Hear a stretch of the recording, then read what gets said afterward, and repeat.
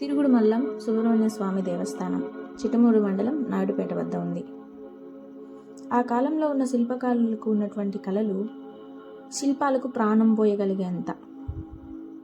దానికి నిదర్శనమే ఈ మండపం. అది నిజమా అబద్ధమా అంటే నిజమే అనుకోవచ్చు. దానికి నిదర్శనమే ఇది. చూడండి, ఇక్కడ ఉండేదంతా మట్టి, అంటే ఈ చక్రం తిరిగేదానికి వీలుండేది అని చూపిస్తోంది అన్నమాట.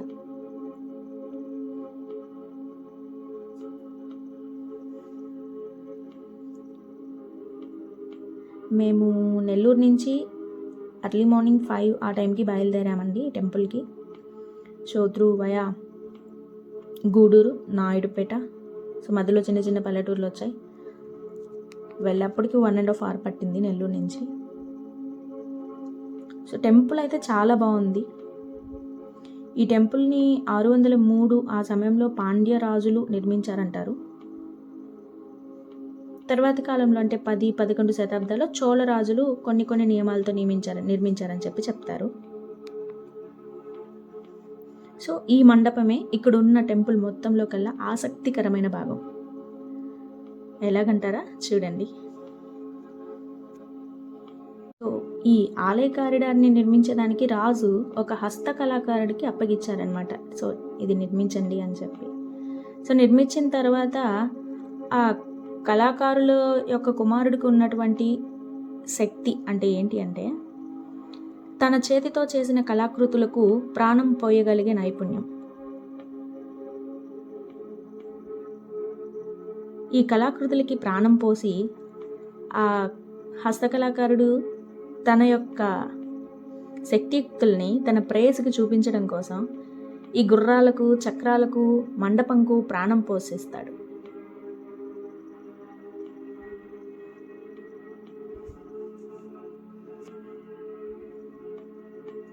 ప్రేయసికి చూయించడానికి ఈ మండపాన్ని 180 డిగ్రీలు తిప్పగలిగిన సామర్థ్యం ఉన్నటువంటి హస్తకళాకారులు ఆ రోజుల్లో ఉండేవారట. ఇక్కడ మీరు చూస్తున్నది వసంత మండపం. ఈ మండపం లోపల 100 స్తంభాలతో ఉన్నటువంటి మండపం ఉంది. మొత్తం రాక్ కట్ క్యారిడారే. స్తంభాలన్నీ రామాయణం, మహాభారతం అటువంటి వాటికి సంబంధించిన ఆకృతులతో చాలా చక్కగా అయితే నిర్మించి పెట్టున్నారు. ఇదిలా ఉంటే, సో ఆ హస్తకళాకారులు ప్రాణం పోసిన తర్వాత ఆ ప్రేయస్కు చూపించేదానికి so it's ready to go.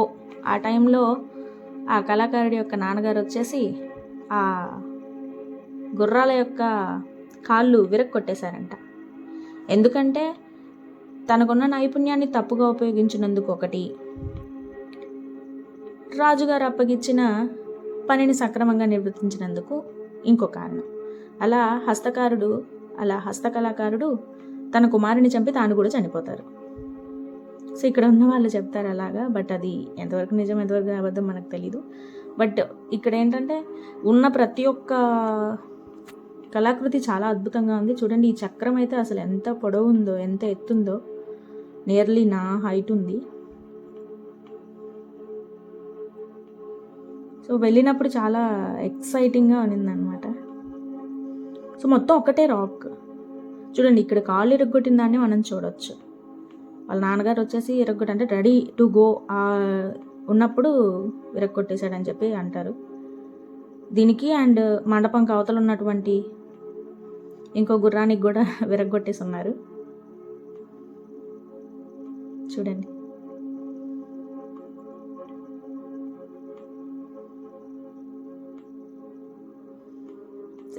ఈ చక్రం అయితే ఒక ఇది ఉందన్నమాట.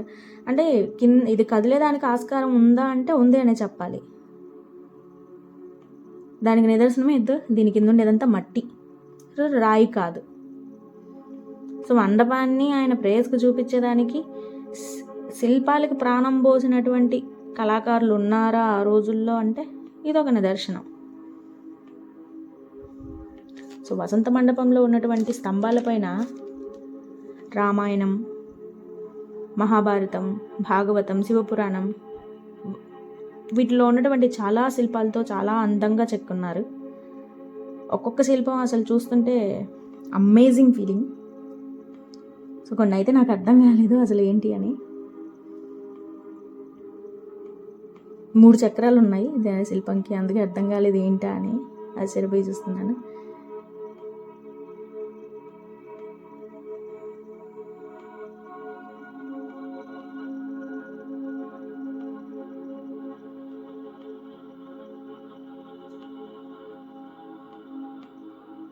కొన్ని సైనికుల శిల్పాలు, అదే కొన్ని సైనికుల బొమ్మలు అటువంటి. ఈయనైతే కృష్ణుడు, కింద వచ్చేసేసి ఈయన సైనికుడు.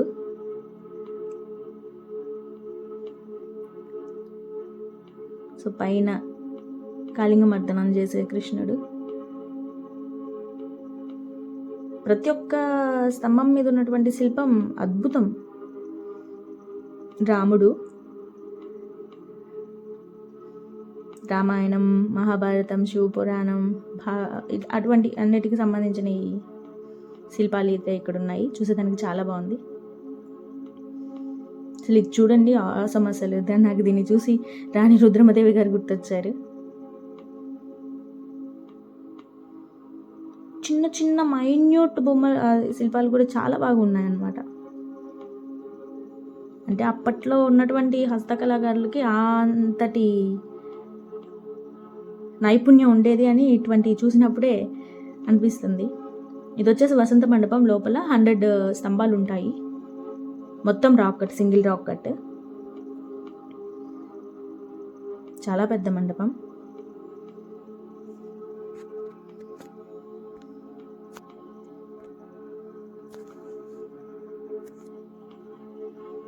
చిన్న చిన్న చిన్న చిన్న శిల్పాలు కూడా చాలా అందంగా తీర్చిదిద్దున్నారు. ఎప్పుడో 10th century.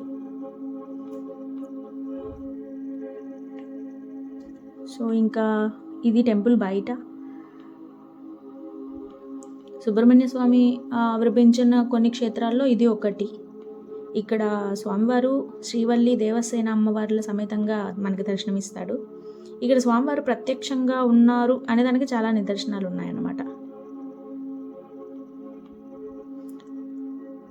సో ఈ ప్లేస్లో సుబ్రహ్మణ్య స్వామి వారు ఆసురుల్ని చంపేశారని ఇక్కడ స్థాన పురాణం చెప్తుంది.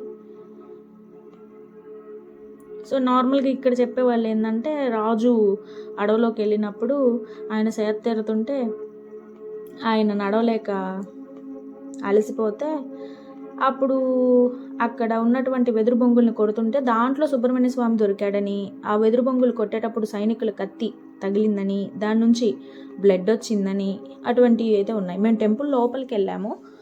స్వామివారి మూల విరాట్ వచ్చేసి 6 అడుగుల దాకా ఉంటుంది. స్వామివారి మూల విరాట్ పక్కనే చిన్న విగ్రహం ఉంటుంది. ఆ విగ్రహంకి చేతులు లేవు. సో అది నాకు తెలిసి అదే అక్కడ దొరికింది, దాన్ని అక్కడ ప్రతిష్ఠించారు అని నేను అనుకుంటున్నాను. బట్ అది ఎంతవరకు కరెక్ట్ నాకు తెలీదు. చాలా చిన్న విగ్రహం, ఒక 1 feet 1.5 feet ఉంటుంది. బట్ మూల విరాట్ అయితే 6 feet ఉంటుంది. తిరుగుమల్లంలో టెంపుల్ అయితే చాలా పెద్దది. ఇది బయట. సో ఇది ఎంట్రన్స్. సో అవుట్ సైడ్ వచ్చేసి రథం పెట్టేదానికి ఒక ప్లేస్ ఉంది, కోనేరు ఉంది. ఈదో ఈ అసలు ఇవైతే చాలా, ఈ శిల్పాలు అయితే చాలా అందంగా ఉన్నాయి. సో లేడీస్ కూడా అప్పట్లో సైనికులుగా ఉండేవాళ్ళు అని చెప్పేదానికి ఇది ఒక నిదర్శనం. ఇక్కడ అన్ని వీళ్ళు చేసే విన్యాసాలు వాటి గురించి కూడా ఇచ్చారు.